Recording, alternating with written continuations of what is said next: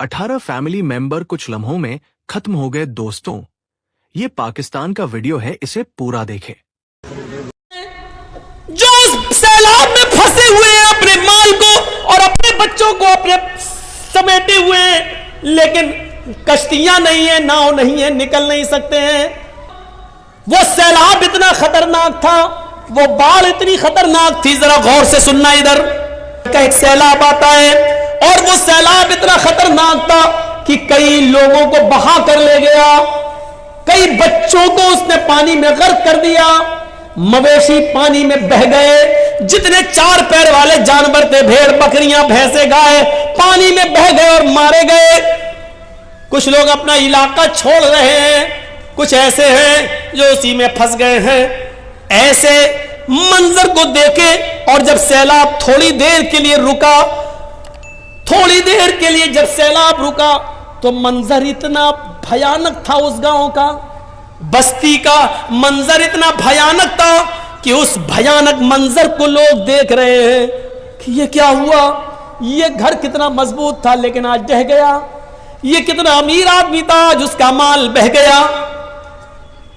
कुछ लोग हैं जो उस सैलाब में फंसे हुए हैं, अपने माल को और अपने बच्चों को अपने समेटे हुए हैं, लेकिन कश्तियां नहीं है, नाव नहीं है, निकल नहीं सकते हैं। इस भयानक मंजर पर एक आदमी की नजर पड़ती है कि पानी में आधे से ज्यादा डूबा हुआ एक पेड़ है, एक दरख्त है जो आधे से ज्यादा डूब गया है पानी के अंदर। लेकिन जब उसने डूबे हुए उस पेड़ पर नजर डाली तो उसकी एक ब्रांच पर, उस पेड़ के एक टहनी से लगा हुआ एक मजबूत टहनी पर एक आदमी बैठा हुआ है, और जिस डाल पर आदमी बैठा हुआ है उसी डाल के ऊपर एक खतरनाक और जहरीला सांप भी मौजूद है। सैलाब इतना खतरनाक था, सांप इंसान का दुश्मन और इंसान सांप का दुश्मन। इंसान सांप को देखता है तो फौरन मारने की कोशिश करता है, और सांप जब अकेले में किसी इंसान पर हावी हो जाए तो उसको डंक मारने की कोशिश करता है, डसता है। लेकिन हैबत सैलाब की इतनी ज्यादा है कि सांप इंसान को देख रहा है और उसी टहनी पर, उसी डाल पर आदमी सांप को देख रहा है, लेकिन आदमी सांप को नहीं मारता है और सांप इंसान को नहीं डस रहा है। वो जानता है कि नीचे पानी है, अगर ये आदमी गिरा तो ये मरेगा, और सांप भी जानता है कि अगर हम गिरे तो हम मरेंगे। इस मंजर को देखकर इंसान न सांप को मार रहा है, न सांप इंसान को मार रहा है। कुछ लोग दूर से इस मंजर को देख रहे हैं। तसव्वुर कीजिए कि सैलाब इतना भयंकर, इतना खतरनाक, और इस मंजर को कुछ लोग दूर से देख रहे हैं। लेकिन ऐसे मंजर पर जहां सांप भी इंसान को डसने की कोशिश नहीं कर रहा है, यहां ऐसे दुनिया परस्त और दुनिया तलब लोग और कुत्ते के जानवरों जैसी सिफत रखने वाले लोग ऐसे भी थे, जहां आए और इन लोगों से कहने लगे कि तुम सैलाब में फंसे हो, हम तुम्हारी मदद के लिए आए हैं, तुम अपना माल हमारे हवाले कर दो, हम इनकी हिफाजत कर लेंगे, और जब तुम्हें इस मुसीबत से छुटकारा मिले तो हम तुम्हारा माल तुम्हें वापस कर देंगे। और इन भोले भाले मुसीबत में फंसे हुए लोगों ने अपना सामान, अपना सोना चांदी जो बचा सके थे, उन्होंने इन लोगों के हवाले कर दिया, और ये रफू चक्कर हो गए, लेकर भाग गए। गौर कीजिए, उन मजबूर लोगों की मजबूरी का भी फायदा इन लोगों ने उठाया। जहां एक सांप इंसान को डसने की हिम्मत नहीं कर रहा है, और जहां एक इंसान सांप को मारने की हिम्मत नहीं कर रहा है, वहां ये इंसान कितना गिर चुका है। वहां ये दुनिया तलब इंसान और दुनिया परस्त इंसान, नाजायज माल को कमाने वाला और दुनिया की मोहब्बत को रंगने वाला ये इंसान कितना नालायक और कितना बड़ा कमीना है, जो ऐसे मौके पर भी मजबूर लोगों की मजबूरी को न समझ सका और उनका माल लेकर फरार हो रहा है। आप अंदाजा लगाइए, सोचिए कि इंसान कितना ज्यादा मफाद परस्त हो चुका है। ये सांप से ज्यादा زیادہ زہریلا ہو چکا ہے. سانپ اپنے زہر سے انسان کو ڈسنا چھوڑ رہا ہے, لیکن یہ کمینہ انسان اپنی کمینگی انسان سے نہیں چھوڑ رہا ہے. یہ سوچیے اور تصور کیجئے کہ انسان کتنا گر چکا ہے کہ ایک موقع پر سانپ بھی انسان کو کاٹنے کی جرت نہیں کر رہا ہے, لیکن انسان انسان کو کاٹ رہا ہے, انسان انسان کو ڈس رہا ہے, اور ایسے موقع پر بھی اس کا پیسہ چھین کر, اس کی دولت لے کر یہ بھاگ جاتے ہیں یہ کہہ کر کہ ابھی تم مصیبت میں ہو, ہمارے حوالے کر دو, جب تمہارے مصیبتوں کے دن ختم ہوں گے ہم تمہارے حوالے کر دیں گے, اور اس کے بعد ان کا پتہ نہیں چلتا. اس دنیا کی دولت نے ہمیں اتنا ہمیں برباد کر دیا, بالکل کتا صفت انسان بنا دیا. اسی لیے اللہ کے نبی نے فرمایا یوشک الامم ان تدع علیکم کما تدع الکلۃ علی قصتها, تمہارے اوپر ایک ایسا زمانہ آ جائے گا, تمہارے اوپر ایک ایسا زمانہ آ جائے گا کہ جیسے بھوکے لوگ دسترخوان کے اوپر ٹوٹ پڑتے ہیں, اسی طریقے سے تمام لوگ تمہارے اوپر ٹوٹ پڑیں گے. صحابہ صلی اللہ علیہ نبی کہہ رہے ہیں جیسے بھوکے لوگ دسترخوان کے اوپر ٹوٹ پڑتے ہیں ویسے ہی دنیا ساری کی ساری دنیا تمہارے اوپر ٹوٹ پڑے گی. آپ دیکھ لیجئے یہ ٹوٹنا ہی تو ہے, یہ ٹوٹنا ہی تو ہے. پیٹرول 100 کے پار, ڈیزل بھی اسی کے مقابل, گیس سلنڈر کی قیمت, سرسوں کے تیل کی قیمت, یہ ساری قیمتوں کو آپ ایک طرف رکھیے, لیکن اس کے باوجود ہم پریشانیاں اٹھا لیں گے, سب کچھ برداشت کر لیں گے, لیکن ووٹ ہم انہی کو دیں گے. یہ کیا ہے؟ تسلط دیکھیے. وہ زہر گھولنے میں کامیاب ہو گئے اور سب کو ایک پلیٹ فارم پر لے آئے. ہم یہی ڈھونڈتے رہے کہ ہمارا کون ہے, ہماری آواز کون اٹھا رہا ہے, ہمیں حق کون دلا رہا ہے. تم حق کی بات کر رہے ہو, اپنا وجود بچانے کی فکر کرو. اب تو ہم اسی میں ابھی پڑے ہوئے ہیں. اور کسی چینل والے نے ہمارا انٹرویو لیا, کہا کہ آپ کیا کہنا چاہتے ہیں کہ جرجی صاحب کیا بی جے پی مسلمانوں کو برباد کر رہی ہے؟ میں نے کہا نہیں, بی جے پی مسلمانوں کو کبھی برباد کر ہی نہیں سکتی. یہ آپ غلط سوچتے ہو کہ بی جے پی آ جائے گی ہمیں برباد کر دے گی. نہیں, جس دن بی جے پی مسلمانوں کو برباد کرے گی اس دن بی جے پی خود برباد ہو جائے گی. یہ سوچو, بی جے پی کبھی مسلمانوں کو برباد نہیں کرے گی, کیونکہ جب مسلمان برباد ہو جائیں گے تو پھر وہ کس کے نام پر حکومت کرے گی؟ وہ مسلمانوں کو باقی رکھے گی, وہ مسلمانوں کو بچائے گی, وہ مسلمانوں کی حفاظت بھی کرے گی, کیونکہ انہی کو رسوا کر کے, انہی مسلمانوں کو بدنام کر کے اس کو حکومت چلانا ہے. وہ مسلمانوں کو برباد نہیں کرے گی. مسلمانوں کو برباد کرنے کے بعد پھر وہ حکومت کس پہ کرے گی؟ اس کو حکومت میں باقی رہنے کے لیے مسلمانوں کو باقی رکھنا ضروری ہے. اس لیے آپ یہ تصور مت کریے کہ ہمیں بی جے پی برباد کر دے گی. نہیں, پریشان کرے گی, برباد نہیں کرے گی. پریشان کرے گی, ہوا کھڑا کر کے تمہیں انڈیا سے نکالا جائے گا, این آر سی CAA آئے گا, یہ سب ہوا کھڑا کر کے آپ کو پریشان کرے گی. دیکھا نہیں آپ نے جتنا ہی لوگوں نے گائے کے نام پر ہم کو برباد کیا, بدنام کیا, گائے گائے گائے گائے. لیکن آج گوگل پہ ڈالیے اور یوٹیوب پہ سرچ کیجئے, ہندوستان کے اندر سب سے بڑا گائے کے گوشت کا ویاپاری کون اور گائے کو کاٹنے والا کون؟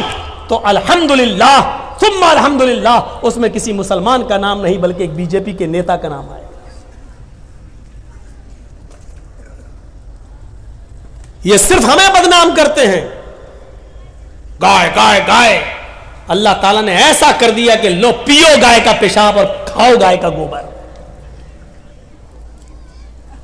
ایسی جگہ پہنچا دیا ہے کہ تم مسلمانوں سے گائے گائے گائے کرتے ہو. پڑھو, ابھی ہمارے یہاں ایک علاقے میں مودی جی نے کیا کہا تھا, جو پشو دودھ نہیں دیتے یعنی بیل, وہ ان کی گوبر کو بھی اتنا قیمتی بنا دیں گے کہ لوگ اس کو سڑک پہ پڑا ہوگا تو اٹھا کے اپنے گھر لے جائیں گے, اس سے بھی پیسہ آئے گا. مشین, پتہ نہیں رات میں سپنے میں کون بتاتا ہے ہمارے دیش کے چوکیدار کو, गोबर से भी पैसा आएगा, हम 5 साल इंतजार करेंगे कैसे आता देखेंगे। तो ये हालत है हमारी,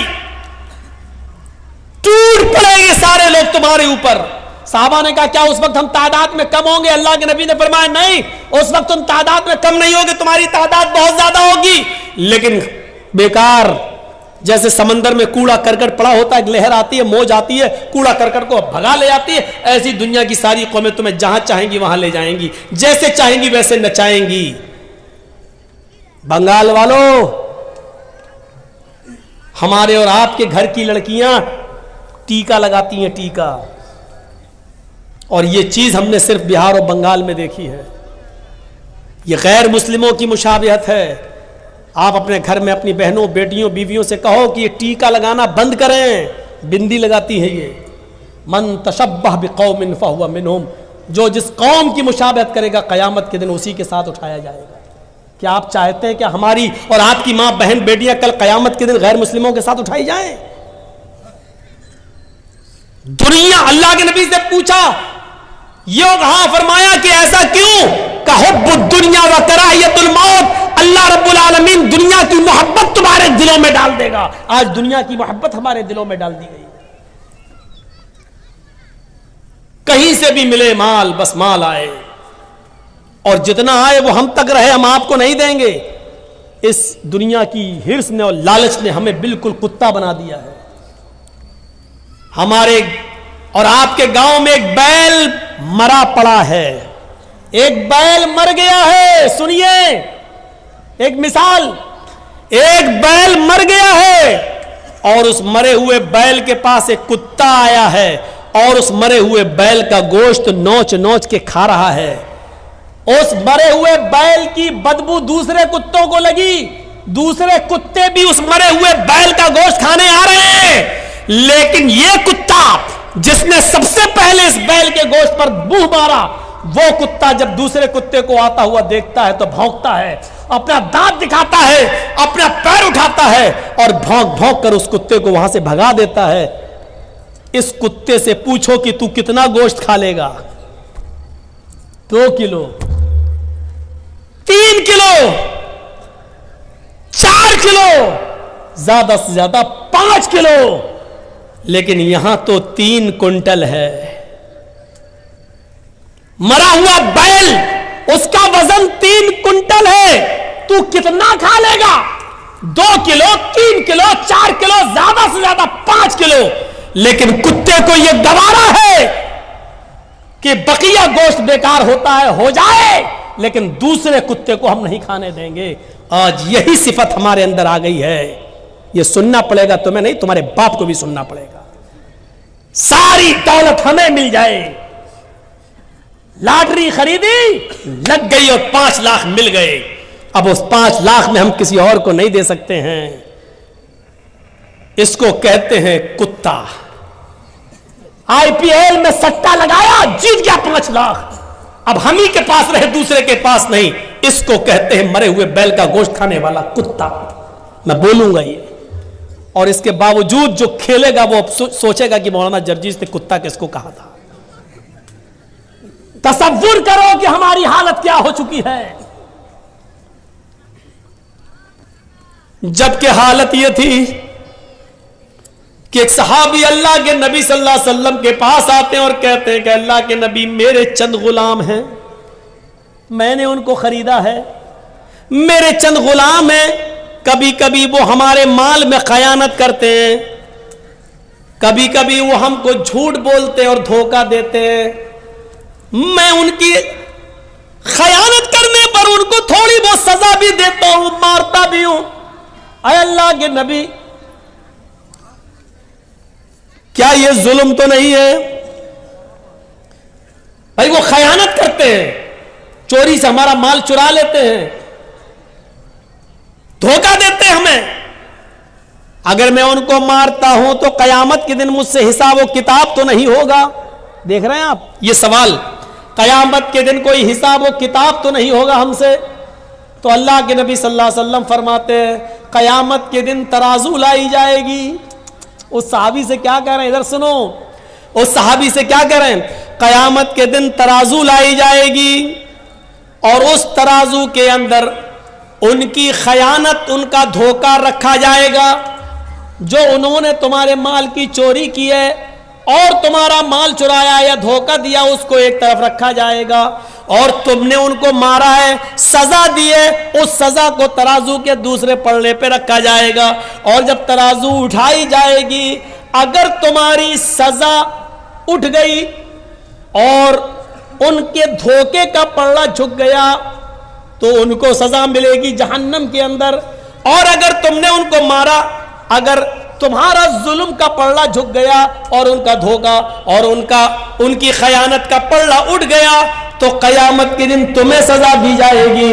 یعنی تم نے ان کو ان کے دھوکے اور ان کی خیانت سے زیادہ سزا ان کو دی ہے تو تمہیں سزا دی جائے گی جہنم کے اندر. یہ صحابی کہتے ہیں اے اللہ کے نبی، یہ تو بڑا عجیب معاملہ ہے، یہ تو بڑا عجیب معاملہ ہے. تب تو پھر پتہ نہیں ہماری سزا کتنی زیادہ ہوگی. اب تو بہتر یہی ہے کہ اپنے آپ کو جہنم کے عذاب سے بچانے کے لیے میں ان تمام غلاموں کی چھٹی کر دوں، ان کو میں رہا کر دوں، ان کو آزاد کر دوں. وہ صحابی دوسرے دن آتے ہیں اور کہتے ہیں اے اللہ کے نبی آپ گواہ رہیے، میں نے اپنے سارے غلاموں کو آزاد کر دیا. یہ ہے جہنم کا ڈر، یہ ہے حساب و کتاب کا ڈر جو ہمارے اندر نہیں ہے، ہونا چاہیے. ہمارے اندر نہیں ہے، ہونا چاہیے. میرے پیارے ساتھیوں، انہوں نے سوچا ہم نے ان کو جو سزا دی کہیں ایسا نہ ہو کہ ان کے جرم سے زیادہ ہو اور پھر ہمیں جہنم میں ڈالا جائے. انہوں نے سارے قیدیوں کو، سارے غلاموں کو آزاد کر دیا، سارے غلاموں کو آزاد کر دیا. میرے بھائیوں، حضرت عثمان غنی نے اپنے غلام کا کان مروڑا. ایک دن کہنے لگے ادھر آؤ، میں نے ایک دن تمہارا کان مروڑا تھا، آج تم بھی اپنا بدلہ لے لو. قیامت کے دن میں بدلہ نہیں دے سکتا. اس غلام نے کہا نہیں، آپ آقا ہیں، آپ ہمارے مالک ہیں، ہم آپ سے بدلہ نہیں لیں گے. امیر المومنین نے کہا نہیں نہیں، تمہیں انتقام لینا ہوگا. انہوں نے کہا تم میرے مالک ہو، میں کیسے انتقام لوں، آپ کو کیسے کان مروڑوں. حضرت عثمان غنی کہتے ہیں جاؤ، میں نے تمہیں آزاد کر دیا، آج کے بعد تم میرے غلام نہیں ہو، کیونکہ اس سے تم رہو گے میں پھر کسی غلطی پر تمہارا کان مروڑ دوں گا. ایسا نہ ہو کہ قیامت کے دن اللہ رب العالمین مجھے اس کا بھی حساب دینا پڑے. انہوں نے اپنے غلام کو آزاد کر دیا. میرے پیارے ساتھیوں، ایک صحابی وہ تھے جو نماز پڑھنے لگے اور نماز ہی کے اندر ان کا خیال ان کے باغ میں چلا گیا. میرے باغ میں کتنے کھجوروں کے پیڑ ہیں، یہ کھجوروں کے پیڑ جب کھجور پیدا ہوں گے تو بازار میں اتنے کا کھجور بکے گا، ہمیں اتنا پروفٹ ہوگا. یہ پڑھتے گئے، یہ سوچنے لگے اور رکعت بھول گئے. 4 رکعت والی نماز یا تو 3 پڑھ لی یا 5 پڑھ لی، بھول گئے. وہ آئے کہنے لگے کہ اللہ کے نبی صلی اللہ علیہ وسلم ایسا ہو گیا ہے. آپ نے کہا ہو جاتا ہے، کبھی کبھی بھول چوک ہو جاتی ہے. لیکن اس صحابی نے سوچا کہ اس باغ کی وجہ سے، جو کھجوروں کا باغ ہے، اس باغ کی وجہ سے میرا دماغ بٹ گیا ہے، اس کی پیداوار پہ چلا گیا ہے.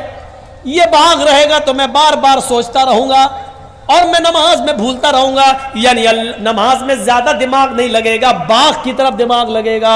آتے اور اللہ کے نبی سے کہتے ہیں کہ اللہ کے نبی، میں اپنا پورا کا پورا باغ صدقہ کر رہا ہوں، خیرات کر رہا ہوں، میں اس باغ ہی کو نہیں رکھوں گا جو نماز میں ڈسٹرب کرتا ہے. جو باغ کو ہی کو ہم اللہ کے راہ میں صدقہ و خیرات کر رہے ہیں، اس کو غریبوں اور مسکینوں میں اس کے پھل بانٹ دو. ہمیں نہیں چاہیے ایسا باغ جو قیامت کے دن اللہ کے سامنے ہمیں اس کا جواب دینا پڑے، اللہ کے سامنے اس کے جواب ہم دے ہو جائیں. یہ باغ ہمیں نہیں چاہیے جو بار بار ہماری رکعتوں کو بھلوا رہا ہے. میرے بھائیوں، یہ تھے جہنم کے عذاب سے ڈرنے والے اور قیامت کے دن کی فکر کرنے والے. یہ لوگ تھے حساب و کتاب سے ڈرنے والے. مالک یوم الدین، وہ قیامت کے دن کا پورا مالک ہے اور اس دن ہمیں حساب و کتاب دینا ہوگا اس رب کے سامنے. 1.25 گھنٹے کی اس تقریر کے بعد، کل تو مجھے 10:30 بجے ٹائم مل گیا، آج مجھے 11:30 پہ آپ نے ٹائم دیا، جبکہ کہا یہ گیا تھا کہ 11 بجے دے دیں گے، لیکن پھر بھی لیٹ کر دیا. بنگال میں عام طور پر جلسے 12 اور 12:30 بجے سے زیادہ نہیں چلتے، آج تو پھر بھی 1:15 بج گیا ہے. تو میرے پیارے ساتھیوں، اس سے زیادہ جلسہ ہونا بھی نہیں چاہیے، لیکن ابھی آپ بیٹھیے گا، جائیے گا نہیں. میں ایک بات اور سنا دیتا ہوں آپ کو، اور وہ بات کیا ہے؟ تصور کیجئے کہ وہ کیا جذبہ تھا. اللہ کے نبی صلی اللہ علیہ وسلم کہہ رہے ہیں کوئی ہے جو 100 اونٹ اللہ کی راہ میں دے میں ضمانت دیتا ہوں کہ وہ جنت میں جائے گا. عثمان غنی اٹھے کہتے ہیں کہ 100 اونٹ میں دے رہا ہوں. آپ نے کہا لوگوں عثمان نے 100 اونٹ دے دیے, عثمان کے علاوہ کوئی ہے جو 100 اونٹ اور دے. حضرت عثمان دوبارہ اٹھتے ہیں کہ 100 اور دے رہا ہوں. آپ نے کہا لوگوں عثمان کے علاوہ کوئی اور دے گا. پھر عثمان اٹھے کہ میں 100 اور دے رہا ہوں. اللہ کے نبی نے کہا عثمان تم 300 دے چکے ہو, اب تم سے نہیں, عثمان کے علاوہ کوئی اور ہے. پھر عثمان اٹھے کہ میں 100 اور دے رہا ہوں. آپ نے کہا عثمان اب بس کرو 400 ہو گئے, تم سے نہیں, عثمان کے علاوہ کوئی اور ہے. پھر عثمان اٹھے کہ میں 100 اور دے رہا ہوں. بار بار دوسرا اٹھنے کا نمبر ہی نہیں دے رہے, عثمان ہی پہلے اٹھ جاتے. 7 بار کہا, 7 بار عثمان نے دیا. اللہ کے نبی کو ہی چپ ہونا پڑا, یہ سوچ کر کہ اب میں جتنا کہوں گا یہی اٹھیں گے, دوسرا کوئی اٹھے گا ہی نہیں. تو آپ نے فرمایا لوگوں 700 اونٹ دے کر عثمان نے آج اتنا بڑا نیک کام کیا ہے, اتنا بڑا نیک کام کیا ہے کہ اللہ نے ابھی جبریل کو بھیج کر فرمایا عثمان سے کہہ دو ما ذرہ عثمان ما ذرہ عثمان ما ذرہ عثمان ما عمل بعد اليوم قط. اے عثمان آج کے بعد اگر تو ایک بھی نماز نہ پڑھے گا, ایک بھی نیک کام نہیں کرے گا, پھر بھی اللہ تجھے جنت دے کر رہے گا. اتنا بڑا نیک کام, صدقہ و خیرات کا معاملہ دیکھ رہے ہیں, اسی سے تو جنت ملتی ہے. مسجد نبوی جب بن کر تیار ہوئی تو شاید آپ نہ جانتے ہو, میں آپ کو بتاؤں, مسجد نبوی بننے کے بعد 4 مہینے تک اندھیرے میں نماز ہوئی. صحابہ کے پاس اتنا تیل نہیں تھا کہ وہ چراغ جلا سکے. مغرب کی, عشاء کی اور فجر کی نماز بھی اندھیرے میں پڑھی جاتی تھی. 4 مہینے تک اس میں چراغ نہیں جلا. ایک دن اللہ کے نبی عشاء کی نماز پڑھانے کے لیے جب مسجد نبوی میں گئے تو کیا دیکھتے ہیں, روشنی آ رہی ہے, چراغ جل رہا ہے. آپ جب مسجد کے اندر گئے تو سارے صحابہ صف لگائے بیٹھے ہیں, چراغ کی روشنی میں صحابہ کے چہرے دکھ رہے ہیں. آپ نے پوچھا کس نے چراغ جلایا؟ حضرت تمیم داری اٹھتے ہیں, کہتے ہیں انا یا رسول اللہ, میں نے. اے اللہ کے نبی میرے پاس کچھ تیل زیادہ آ گیا تھا, میرے گھر کا خرچہ چل گیا, بقیہ تیل میں لے آیا. اے اللہ کے رسول چراغ جل گیا, اب انشاءاللہ کئی دن تک چراغ جلتا رہے گا, کیونکہ جتنا زائد تیل تھا وہ میں نے مسجد میں لا کر دے دیا. آپ نے نماز پڑھائی اس روشنی میں, اور چراغ کی روشنی میں نماز پڑھانے کے بعد جب آپ کھڑے ہوئے نماز کے بعد تو آپ نے کہا لوگوں تمیم داری نے آج مسجد میں تیل لا کر چراغ جلایا. آج تمیم داری نے صرف اس مسجد کو روشن نہیں کیا, اس مسجد کو نہیں چمکایا, قد نورت الاسلام, آج تمیم داری نے پورا اسلام چمکا دیا ہے, آج پورے اسلام کو روشن کر دیا ہے, آج پورا اسلام جگمگا گیا ہے. ایک چراغ چلانے کی وجہ سے اللہ کے نبی نے کہا پورا اسلام جگمگا دیا ہے.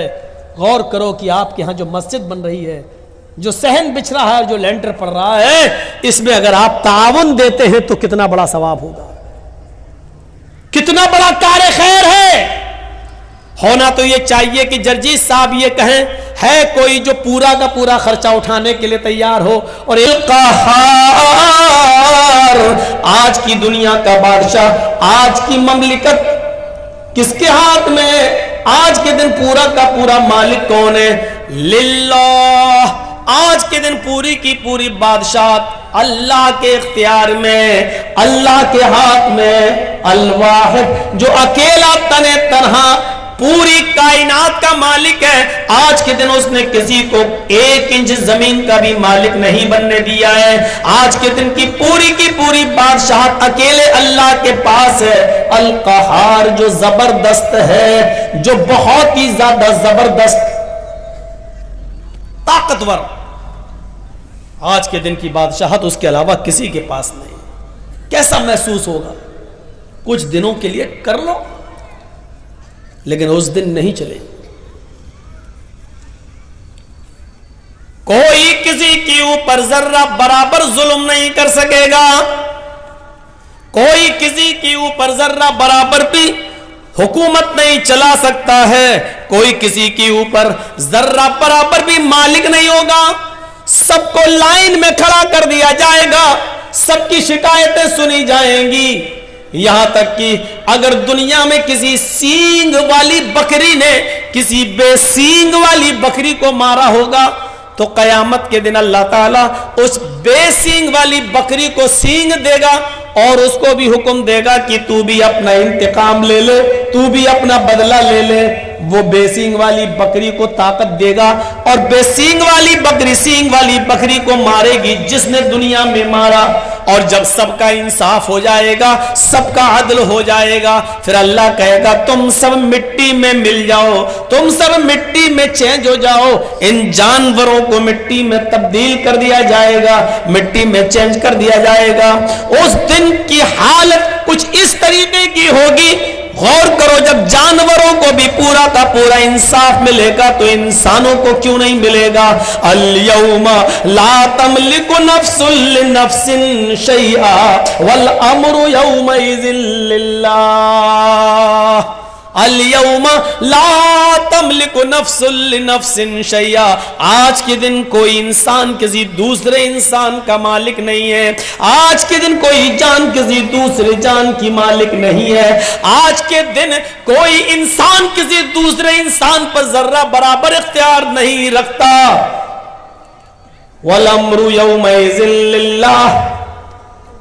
سارے معاملات اور اختیارات اللہ کے ہاتھ میں ہوں گے.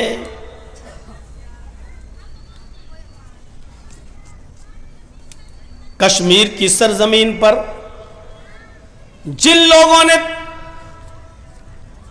29-30 سال پہلے کشمیری پنڈتوں کو ان کے گھروں سے بے گھر کر کے ظلم و ستم کیے، وہ بھی لائن میں کھڑے ہوں گے.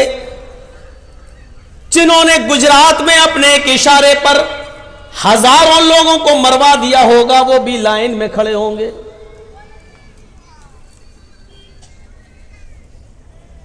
ہندو اور مسلمان کی کوئی قید نہیں.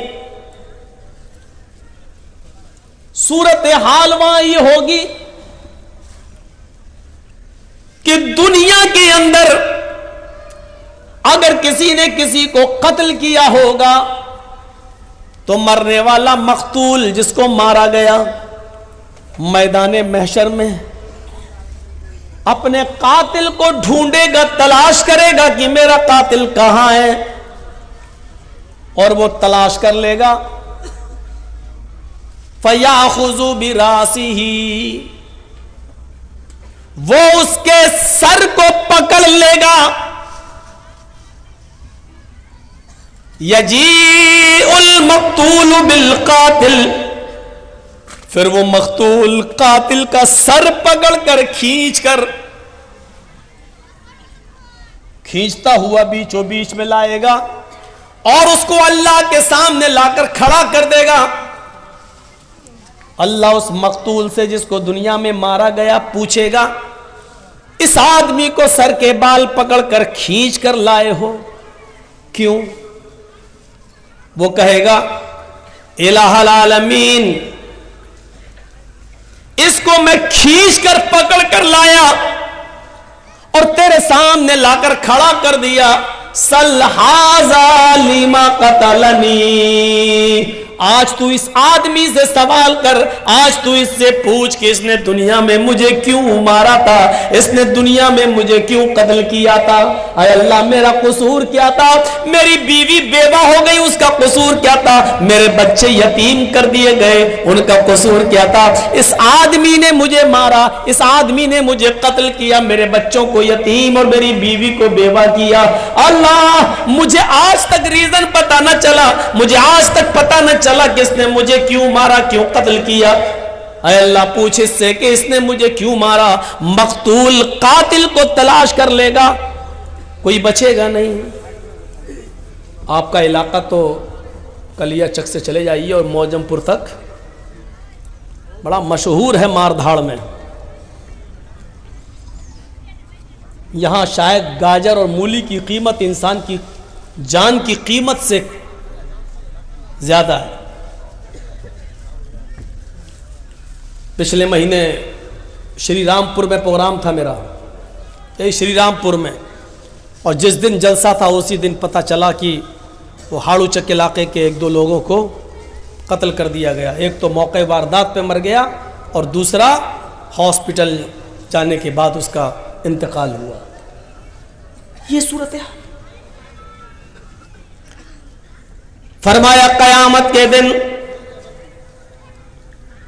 مقتول اپنے قاتل کو ڈھونڈ لے گا اور اس کے سر کے بال پکڑ کر لائے گا اور اللہ کے سامنے پیش کر کے کہے گا سلم قتلنی سل ھذا لم قتلنی، اس سے پوچھ کہ اس نے دنیا میں مجھے کیوں مارا تھا.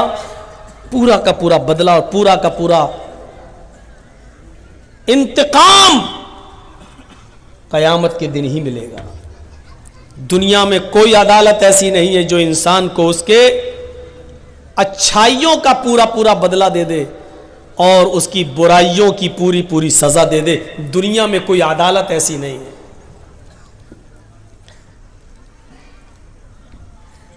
آپ کا بیٹا ڈوب رہا ہے، اس کو تیرنا نہیں آتا ہے. جرجیت صاحب تیرنا جانتے ہیں. دریا کے کنارے باپ رو رہا میرا بیٹا ڈوب رہا ہے، کوئی ہے بچاؤ. جرجیت صاحب نے چھلانگ لگائی، تیرتے ہوئے گئے اور اس کے بیٹے کو پکڑ لیا اور تیرتے ہوئے آئے اور اس کو نکال دیا. اس کا پیٹ ویٹ دبا کر پانی نکالا اور کسی طریقے سے اس کی جان بچ گئی. مجھے انعام لڑکے کا باپ انعام دے رہا ہے. کتنا انعام دے گا؟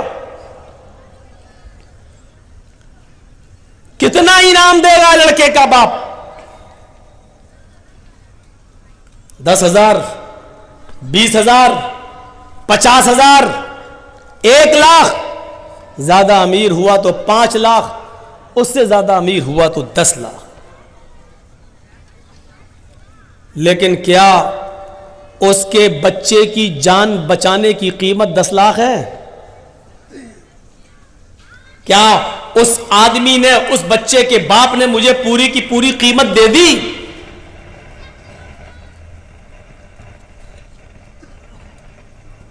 اور کسی نے ایک بادشاہ سے سوال کیا کہ بادشاہ سلامت،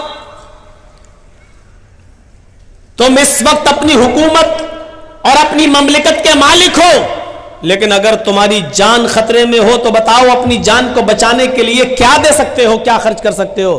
تو اس نے کہا کہ جتنے حصے کا میں مالک ہوں میں اپنے ملک کی آدھی ملکیت دے سکتا ہوں اپنی جان بچانے کے لیے.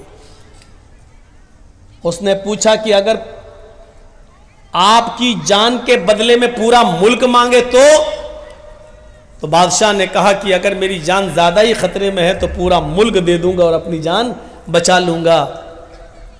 پورے ملک، پورے کنٹری کی بادشاہت دینے کے لیے آدمی تیار ہو سکتا ہے اور اپنی جان بچانے کے لیے. کیا جرجیت صاحب نے تیر کر آپ کے بیٹے کو بچایا اور آپ نے 10 لاکھ 20 لاکھ کا انعام دے دیا تو کیا آپ نے پورا بدلہ دے دیا؟ کیا جان بچانے کی پوری قیمت دے دی؟ نہیں.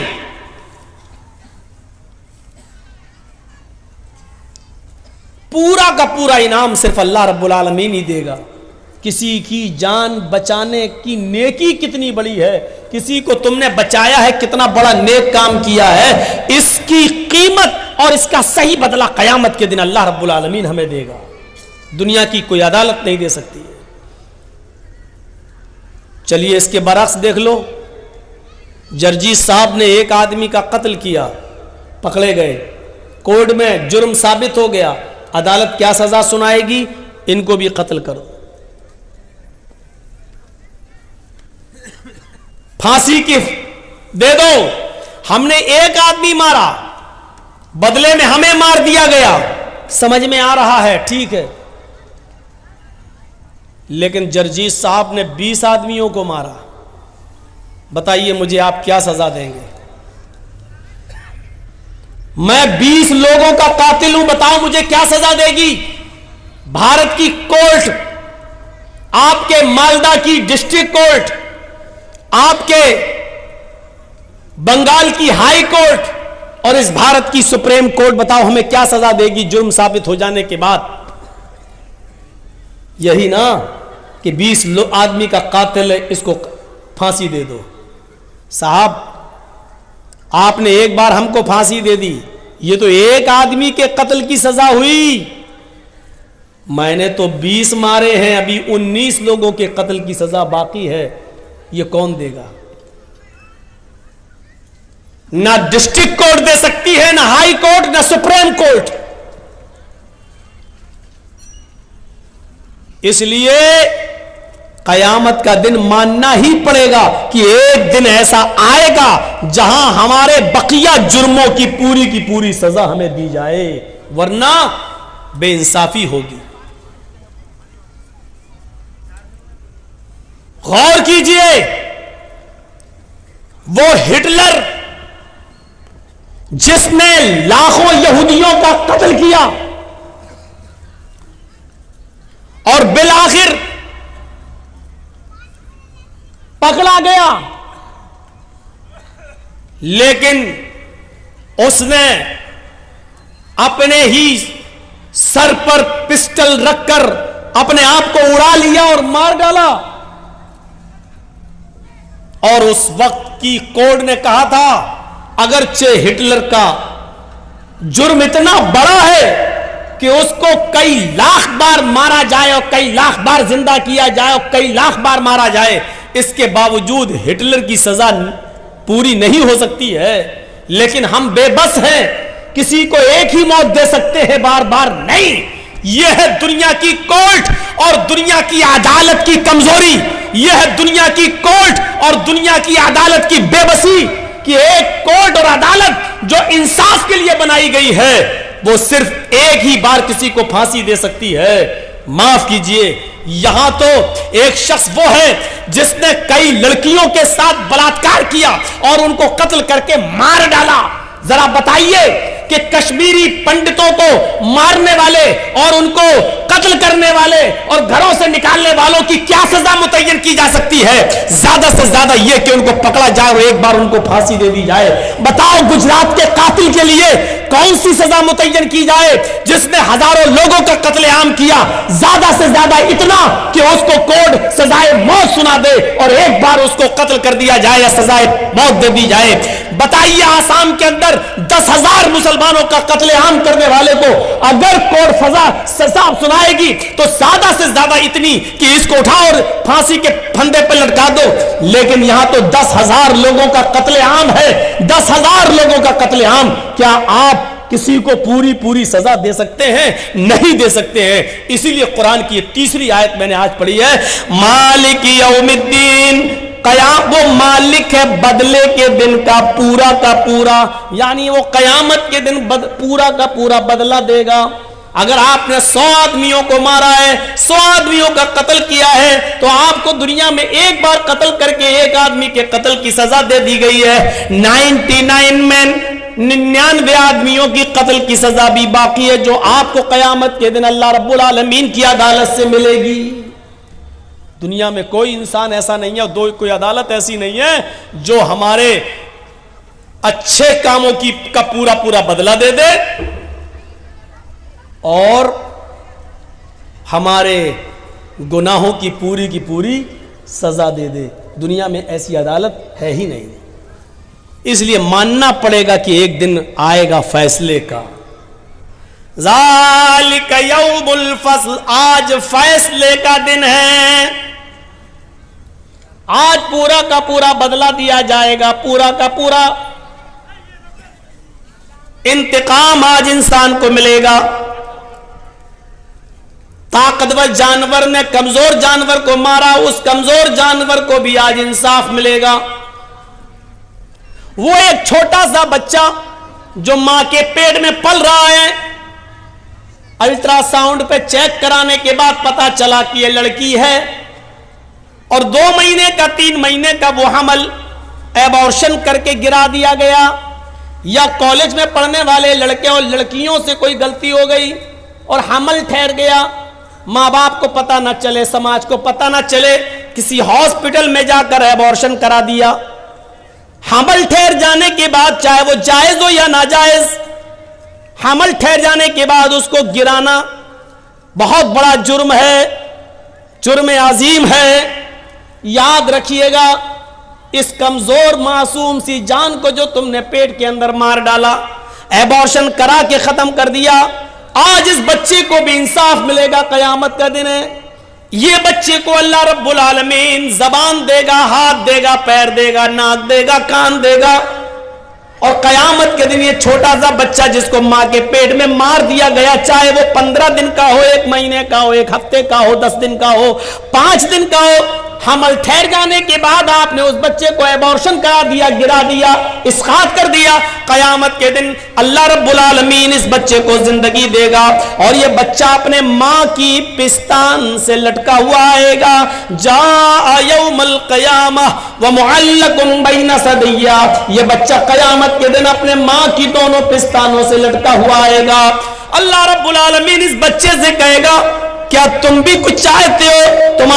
تمہارا بھی کوئی مسئلہ ہے، تمہارا بھی کوئی کوشچن ہے؟ وہ بچہ اپنے ماں کی پستان چھوڑے گا، یقول، اور اللہ سے شکایت کرے گا، ہاذی امی قتلتنی، اللہ یہ میری ماں ہے جس نے دنیا میں مجھے مار ڈالا تھا، اللہ یہ میری ماں ہے جس نے دنیا میں مجھے قتل کر دیا تھا، اللہ یہ میری ماں ہے جس نے دنیا میں مجھے مار ڈالا تھا، اے اللہ یہ مجھے اپنے پیٹ میں جگہ نہ دے سکی، اے اللہ دنیا میں وجود میں آنے سے پہلے اس نے مجھے ختم کر دیا، اے اللہ آج تو میری ماں کا مت بن، اے اللہ جس طرح اس نے میرے ٹکڑے ٹکڑے کر کے مجھے نیکی اور نماز اور روزے رکھنے کا پڑھنے کا موقع بھی نہیں آنے دیا اور اس سے پہلے مار ڈالا، اے اللہ آج تو میری ماں کو بھی جہنم کے اندر پھینک دے۔ وہ چھوٹا سا معصوم بچہ قیامت کے دن اس کو بھی اللہ رب العالمین انصاف دے گا، اس بچے کو بھی قوت گویائی دے گا اور اس کی بھی سنے گا۔ مالک یوم الدین، وہ قیامت کے دن کا پورا مالک۔ جوڑ دیا قرآن کی اس آیت نے، بہت آسانی کے ساتھ ہم لوگ جاتے نماز میں، امام صاحب نے کہا اللہ اکبر، ہم نے کہہ دیا اللہ اکبر، امام صاحب پڑھ دیے الحمدللہ رب العالمین الرحمن الرحیم مالک یوم الدین ایاک نعبد و ایاک نستعین، اور جیسے کا غیر المغضوب علیہم ولا الضالین، ہم نے کہہ دیا آمین۔ احساس نہیں ہوا کہ کیا پڑھ دیا اور کیا ہے؟ کل سے پورے 2 گھنٹے کی تقریر میں الحمدللہ رب العالمین اور الرحمن الرحیم تک ہی پہنچ پایا تھا اور مالک یوم الدین تک نہیں چل پایا۔ آج مالک یوم الدین پر میں آج بول رہا ہوں، تصور کیجئے کہ قیامت کے دن کا پورا مالک ہوگا وہ اللہ، سب کا عدل اور انصاف وہاں ملے گا۔ دنیا میں آپ اپنے آپ کو بچا سکتے ہیں، چھپا سکتے ہیں، جرجی صاحب جج ہیں مالدہ کی کورٹ کے، اور جرجی صاحب کا بیٹا اگر کوئی قصور کر کے مقدمہ اس پر چلا اور وہ کیس جرجی صاحب کی عدالت میں آیا، تو جرجی صاحب قانونی کتابوں سے کوئی نہ کوئی داؤں پیچ کھیل کر پوائنٹ نکال کر اپنے بیٹے کو کسی نہ کسی طریقے سے ضمانت دے دیں گے، اپنے بیٹے کے فیور میں کوئی نہ کوئی قانون ڈھونڈ لیں گے۔ لیکن یاد کیجئے اس دن کوئی قانون تمہارا نہیں چلے گا، اس دن باپ اور بیٹا سب آمنے اور سامنے ہوگا، لیکن کوئی کسی کی سفارش کرنے والا نہیں ہوگا۔ ذرا تصور کیجئے اس دن کا منظر کیا ہوگا۔ اللہ رب العالمین بھی اس دن کہے گا وَامْتَازُوا الْيَوْمَ أَيُّهَا الْمُجْرِمُونَ، آئے مجرموں آج کے دن تم الگ ہو جاؤ۔ وَامْتَازُوا الْيَوْمَ أَيُّهَا الْمُجْرِمُونَ، آئے مجرموں آج کے دن تم الگ ہو جاؤ، نیک لوگوں سے الگ ہو جاؤ۔ یہ سن کر مجرم نیک لوگوں سے الگ ہو جائیں گے۔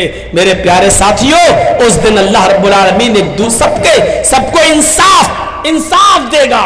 آج جرجی صاحب نے آپ کو ڈیٹ نہیں دی، آپ نے دیکھا کہ جرجی صاحب فلاں آدمی کے گھر میں رکتے ہیں، آپ ان کے پاس گئے کہ بھائی مجھے ہمارے گاؤں کے لیے ڈیٹ دلا دو، جرجی صاحب تو ہمارا فون بھی نہیں اٹھا رہے ہیں۔ اس آدمی نے سوچا کہ جرجی صاحب تو ہمارے گھر پہ رکتے ہیں، چلیے انہوں نے سفارش کی، جرجی صاحب نے بھی اس کا احسان ہے اس کے اوپر، جرجی صاحب نے فوراً اس کی بات مان کر ڈیٹ دے دی۔ ہاں ایسا ہوتا ہے، آج ہم ایک دوسرے کی سفارشیں کرتے ہیں اور ایک دوسرے کی سفارشیں مانتے ہیں، لیکن قیامت کے دن باپ جہنم میں جا رہا ہوگا اور بیٹا جنت میں جانے کا فیصلہ، بیٹا جہنم میں جا رہا ہوگا اور باپ کے جنت میں جانے کا فیصلہ، لیکن کوئی کسی کے کام نہیں آئے گا, کوئی کسی کی سفارش نہیں کرے گا. آواز آئے گی, اے دنیا میں بیٹوں کو بچانے والوں, اے دنیا میں اپنے بیٹوں کے لیے سفارشیں کرنے والوں, اے دنیا میں اپنی اولاد کے لیے بڑی سے بڑی سفارشیں لے کر جانے والوں, ما لکم لا تناصرون, آج تمہیں کیا ہو گیا کہ آج تم ایک دوسرے کی مدد نہیں کر رہے ہو, آج تمہیں کیا ہو گیا ہے, آج تم ایک دوسرے کے کام نہیں آ رہے ہو, آج تمہیں کیا ہو گیا ہے کہ آج ایک باپ جنت میں جا رہا ہے اور اس کا بیٹا جہنم میں, لیکن آج باپ اللہ سے یہ نہیں کہہ رہا کہ میرے بیٹے کو جنت کے اندر داخل کر دو. آج تمہیں کیا ہو گیا ہے, آج تم ایک دوسرے کے کام کیوں نہیں آ رہے ہو, آج ایک دوسرے کی سفارشیں اور شفاعت کیوں نہیں کر رہے ہو. یہ منظر ہوگا اس دن کا میرے بھائیوں. دنیا میں ہم ایک دوسرے کی سفارشیں کر دیتے ہیں, لیکن قیامت کے دن کوئی کسی کی سفارش کرنے والا نہیں ہوگا. انصاف ہوگا وہاں پر, سب کے ساتھ انصاف. دنیا میں اگر کسی نے کسی کی ایک بالشت زمین پر قبضہ کیا اور 1000 مقدمہ لڑنے کے باوجود بھی اس کو انصاف نہیں ملا, وہ 70 زمینوں کا توق اس کے گردن میں ڈالا جائے گا. اس کو دیکھ کر ہی لوگ یہ کہیں گے کہ یہ دنیا میں کسی کی زمین پر ناجائز قبضہ کرنے والا تھا. اللہ رب العالمین کہے گا ان نیک لوگوں کو, اور ان کے اوپر ظلم و زیادتی کے کیس ہوں گے. اللہ رب العالمین کہے گا بدلہ دو, وہاں بدلہ نہیں دے پائیں گے. پھر اللہ کہے گا پھر تم اپنی نیکیاں دو. یہ نیکیاں دیں گے, لو 10 نیکی تم لے جاؤ. دوسرا آئے گا میرے ساتھ اس نے ایسا کیا, 5 نیکی تم لے جاؤ. دیتے دیتے دیتے دیتے نیکیاں اس کے پاس ختم ہو جائیں گی, لیکن مقدمہ لے کر لوگ آ رہے ہوں گے, اللہ بھی میرا بھی حق ہے اس کے اوپر. اللہ کہے گا نیکیاں دو, وہ کہے گا نیکیاں تو میری ختم ہو گئی, اب کیا دوں. اب اللہ کہے گا اس آدمی سے جس کا حق مارا تھا, اس کے پاس تمہیں دینے کے لیے اب نیکیاں نہیں ہیں, ایسا کرو کہ تم اپنے گناہ اس کے اوپر لا دو. کتنا غریب انسان ہوگا وہ اس دن جو نمازیں لے کر گیا, روزے لے کر گیا, حج لے کر گیا, زکاتیں لے کر گیا, بہت بڑے بڑے نیک کام اس نے دنیا میں کیے, لیکن لوگوں پر ظلم کیا, لوگوں پر زیادتی کی, لوگوں کے اوپر پریشان کیا اس نے. اور قیامت کے دن یہ پریشان کرنے والوں کو جب اللہ انصاف, پریشان ہونے والوں کو جب انصاف دلائے گا تو نیک لوگوں کی نیکیاں ختم ہوں گی, اور پریشان جن کو کیا ان کے مقدمے ابھی باقی ہوں گے. پھر اللہ رب العالمین یہ کہے گا کہ تم اپنے گناہ اس کے اوپر ڈالو. غور کرو, مولانا جرجیز نے کسی کی زمین دابی, مولانا جرجیز نے کسی کو تھپڑ مارا, مولانا جرجیز صاحب نے کسی کے ساتھ کچھ کیا, کسی کے ساتھ کچھ کیا, لیکن نمازیں 5 وقت کی پڑھی, روزے پورے مہینے کے رکھے, حج بھی کیا, زکات بھی دیتے رہے, خوش تھے کہ قیامت کے دن ہم تو جنت میں جائیں گے. لیکن جن کو پریشان کیا وہ اپنا مقدمہ لے کر آئیں گے. جرجیز صاحب ایسا ہے, ہاں ہے, چلو نیک بدلہ دو. جرجیز صاحب کے پاس اب زمین نہیں ہے کہ وہ کسی کو دیں. اللہ کہے گا اپنی 10 نیکیاں دو. دوسرا آئے گا اس نے میرے ساتھ یہ کیا, جرجیز صاحب 10 نیکی اس کو دو, دے دی گئی. تیسرا آئے گا اس کو دو, چوتھا آئے گا اس کو دو. 10 15 20 آدمیوں نے پیش کیا مقدمہ, نیکی دیتے دیتے ختم. 21واں آدمی آیا, میرا بھی حق ہے آپ کے اوپر, نیکیاں دو. اللہ کہے گا جرجیز نیکی دو. جرجیز کہے گا اللہ نیکیاں ختم. اللہ اس آدمی سے کہے گا کہ اپنا گناہ جرجیز کے اوپر لا دو. جرجیز اس وقت کتنا بدقسمت ہوگا, نیکیاں تو بہت لے کر گیا لیکن سب لٹا دی, دوسروں کو دے دی. اب دوسروں کی گناہ اس کے اوپر لا دے جا رہے ہیں. پوچھا من المفلس, تم جانتے ہو غریب کون ہے؟ اللہ کے رسول سوال کر رہے ہیں, کیا تم جانتے ہو مفلس کون ہے, قلاش کون ہے, غریب کون ہے؟ صحابہ نے کہا جس کے پاس مال و دولت و درہم و دینار نہ ہو. من لا درہم ولا دینار لہ, جس کے پاس نہ درہم ہو نہ دینار ہو, جس کے پاس نہ سونا نہ چاندی ہو, وہ غریب ہے. اللہ کے نبی فرماتے نہیں نہیں، میری امت کا غریب انسان یہ نہیں ہے، میری امت کا غریب انسان تو وہ ہے جو قیامت کے دن بہت سی نیکیاں لے کر جائے گا، نماز اور روزے کی نیکیاں لے کر جائے گا، لیکن حق مارا ہوگا اور ایک ایک کر کے ساری نیکیاں ان کو دے دے گا جن کا حق مارا ہے، پھر بھی حق والوں کا حق باقی رہے گا، پھر ان کے گناہ اس آدمی پر لادے جائیں گے۔ یہ میری امت کا سب سے غریب انسان ہے۔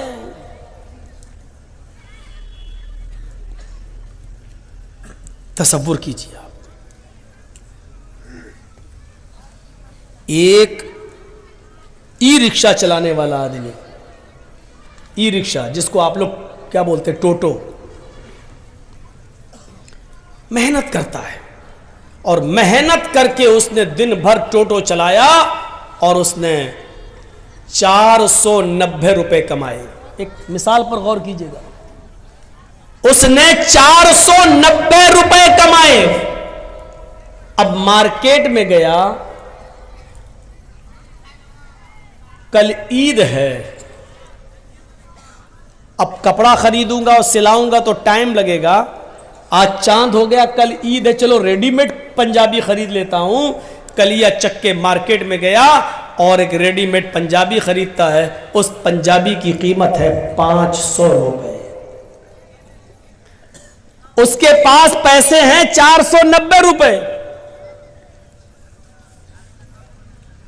لیکن اس کو 10 روپے کہیں مل گئے،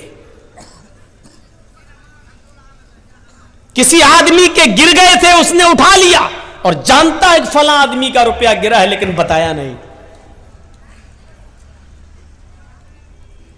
زمین پر گری ہوئی چیز کے بھی آپ مالک نہیں ہیں، اتنا یاد رکھیے گا۔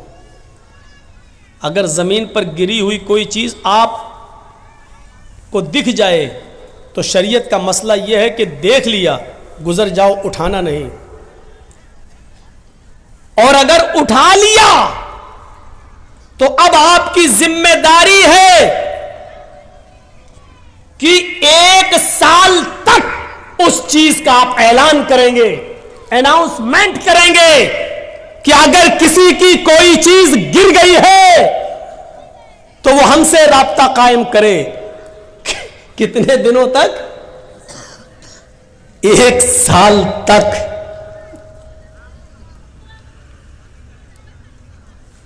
1 سال تک آپ اس کا اناؤنسمنٹ کریں گے، 1 سال تک، اور جب 1 سال کے بعد بھی کوئی نہیں آتا ہے، اس کا مالک نہیں ملتا ہے، تب آپ اس کا 5واں حصہ صدقہ اور خیرات کر کے بقیہ چیز آپ اپنے لیے استعمال کر سکتے ہیں۔ یعنی 100 روپے ملے ہیں آپ کو تو پہلے 1 سال تک اس کا اناؤنسمنٹ کرو، بچے گا کیا؟ اور 1 سال تک جب 100 روپے کا مالک آپ کو نہ ملے تو پھر اس میں 5واں حصہ یعنی 20 روپے صدقہ و خیرات غریب کو دو، اور اس کے بعد 80 روپے آپ استعمال کر سکتے ہو۔ وہ بھی کب؟ اور یہ استعمال کرنے کی اجازت آپ کو وہ بھی اس کنڈیشن میں مل رہی ہے کیونکہ آپ نے 1 سال محنت کی ہے، یعنی یہ 80 روپے بھی آپ کے لیے تب حلال ہو رہے ہیں جب آپ 1 سال محنت کرنے کے بعد اس کے مالک تک نہیں پہنچا پائے یا اس کا مالک نہیں ملا تب۔ 10 روپے آپ کو مل گئے لیکن آپ نے اس کو بتایا نہیں، جس کا گرا چپکے سے آپ نے اٹھایا، اور 490 روپے میں 10 روپے ملا کر 500 روپے کا پنجابی آپ نے خرید لیا۔ 490 روپے حلال کے ہیں جو آپ نے رکشہ چلا کر محنت کر کے کمایا، لیکن 10 روپے آپ نے اس میں حرام کے ملا دیے، پنجابی آپ نے خرید لیا۔ اب جب تک وہ پنجابی، جب تک وہ کرتا، جب تک وہ قمیض آپ کے جسم پر رہے گی، اللہ کی قسم نہ آپ کی کوئی فرض نماز قبول ہوگی، نہ فرض روزہ قبول ہوگا، نہ نفلی نماز قبول ہوگی، نہ نفلی روزہ قبول ہوگا۔ کب تک؟ جب تک وہ پنجابی آپ کے جسم پر رہے گی، تب تک۔ اب سوچئے گا 490 حلال کے ہیں، 10 ہی اس میں ملائے تھے ہم نے، تو وہ قمیض ہمارے لیے حرام ہو گئی۔ اور کلیا چک کے چوراہے پر چورنگی پر کھڑے ہو کر جو لاٹری کے ٹکٹ بکتے ہیں وہ ایک ٹکٹ خرید لیجیے اور اچانک دھول میں لاٹھی لگ جائے اور 1 لاکھ 2 لاکھ 5 لاکھ 10 لاکھ روپے آپ کو مل جائیں. جب 490 حلال کے روپے میں 10 روپے ملا رہے ہیں تو سب حرام, تو 1 لاکھ 2 لاکھ روپے پیور سود کے جو آپ کو مل رہے ہیں بغیر محنت کے, وہ آپ کے لیے حلال کہاں سے ہو گئے. اور ایک معاملے میں آپ کا سلطان گنج بھی بدنام ہے, کلیا چک بھی بدنام ہے, معظم پور بھی بدنام ہے, لکھی پور بھی بدنام ہے, اور اس علاقے کے اکثر گاؤں بدنام ہے, چاہے وہ بشٹم نگر ہو یا 16 مائل, سب بدنام ہے. کیا ہے؟ آئی پی ایل میں سٹا لگانا. اور ابھی شروع ہونے والے ہیں آئی پی ایل میچ, ایک ایک بال پہ سٹا لگتا ہے, ایک ایک بال پر. یہ اتنے وکٹ لے لے گا, نہیں لیا تو اتنا میرا, لے لیا تو اتنا تیرا, یہ ٹیم جیتے گی. ایک ایک بال پر سٹا لگتا ہے کہ دوسرے نمبر پر بال جو جائے گی اس میں چھکا لگے گا, اس میں چوہ لگے گا. یہ ہمارے اندر یہ چیزیں آ کہاں سے گئیں؟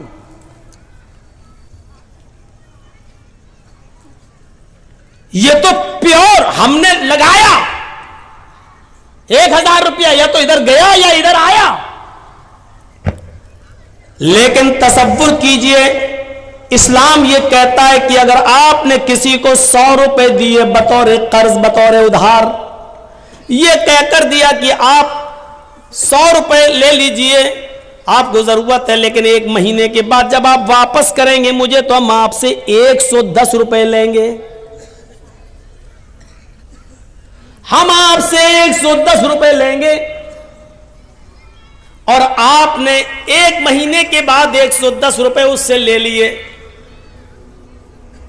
تو جانتے ہو یہ 10 روپے آپ کے پاس جو آئے ہیں, اور آپ نے جو 10 روپے 1 مہینے کے بعد زیادہ لے لیا, آپ تو سٹے میں 1000 2000 5000 10,000 لگاتے ہو آئی پی ایل کے. یہاں تو آپ نے کسی کی مدد کی ہے اور اس مدد کے ذریعے اس نے 100 روپے میں کمایا اور 1 مہینے کے بعد 110 دے دیا. وہ 10 روپے جو آپ کے پاس زیادہ آ رہے ہیں, اس 10 روپے کے بارے میں اللہ کے نبی کیا فرماتے ہیں سنیے. اپنے ماجہ کی روایت ہے, درہم ربا یاکلہ الرجل وہو یعلم, سود کا اور بیاس کا 1 درہم کھانا, ہم تو 10 روپے زیادہ بتا دیے, 1 روپیہ بھی سود اور بیاس کا کھانا. اب صحیح آیا ہوں میں. آئی پی ایل کا سٹا لگانے والوں غور سے سننا, کلیا چک کی چورنگی پر کھڑے ہو کر لاٹری کے ٹکٹ خریدنے والوں غور سے سننا, بینکوں میں لاکھوں روپے جمع کرنے کے بعد سیونگ اکاؤنٹ میں سود بڑھ جاتا ہے, اور سیونگ اکاؤنٹ سے سود لے کر کھانے والوں غور سے سننا. سودی کاروبار کرنا, سود پر روپیہ دینا, اور ہر مہینے 10% 5% اس سے سود وصول کرنا. اگر ہم لوگ ایسا کر رہے ہیں تو یہ لوگ بھی سنیں. اللہ کے نبی صلی اللہ علیہ وسلم فرماتے ہیں کہ یاکلہ درہم ربا یاکلہ الرجل وہو یعلم, سود کا بیاس کا حرام کا 1 لقمہ 1 درہم کھانا, 1 روپیہ کھانا, اس حال میں کہ تم جانتے ہو کہ یہ حرام ہے, یہ جانتے ہو کہ یہ میری محنت کی کمائی نہیں ہے. اشد من 36 زنیۃً, 36 مرتبہ زنا کرنے سے بھی زیادہ سخت ہے. کیسا لگ رہا ہے؟ سود اور بیاس کا 1 روپیہ کھانا, جس کے بارے میں اللہ کے نبی فرماتے ہیں کہ 36 مرتبہ زنا کرنا. اوہ زنا, جس کام کو ہم سب سے زیادہ گندا سمجھتے ہیں, کسی کی ماں بہن بیٹی کے ساتھ ہم زنا کریں, اور 1 بار نہیں 36 بار زنا کرنا. اللہ کے نبی فرماتے ہیں 36 بار 36 مرتبہ زنا کرنے سے بھی بڑا اور سخت ہے یہ کام, یعنی سود کا اور بیاس کا 1 روپیہ کھانا. اور بلاؤ مولانا جرجیز کو. اس سے تو اچھے ہمارے یہاں کے مولوی ہے، کم سے کم یہ سب تو نہیں بولتے.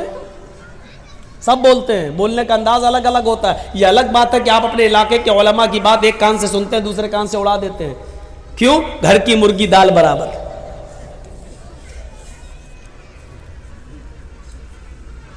ستی و سلاسین زنیتن، 36 بار روح کانپ جائے گی. روح